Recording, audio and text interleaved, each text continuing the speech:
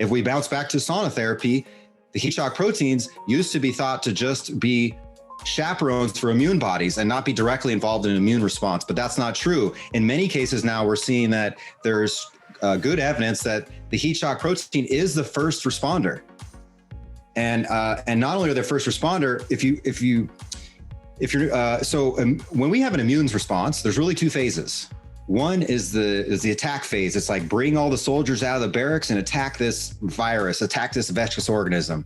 But when that attacking's done, we go into the resolution phase, where we want all those immune soldiers to go back into the barracks. If the resolution phase is not conducted properly in the infection site, at where the disease is or where the infectious organism is, you can get autoimmune issues, which a lot of people have. Or you get the cytokine storm and you can get organ failure, which is one of the things that's associated with COVID.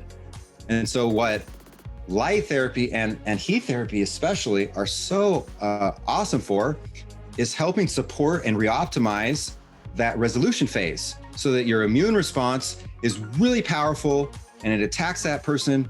And then you put that powerful immune system back to rest immediately, because it can cause a lot of problems if not. And so we could reoptimize that immune response with both of these therapies.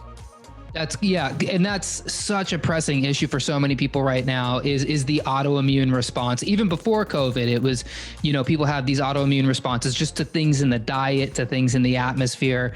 And without fixing that stuff, it gets passed down genetically, right? So it's like, so people develop peanut allergies in the last 30 years. And now that's just a thing that is in their genetic line now that goes down. And it really does come down to, can you get something at the base level to control that? Which if you can do that with something like infrared therapy, I mean, that's an amazing benefit.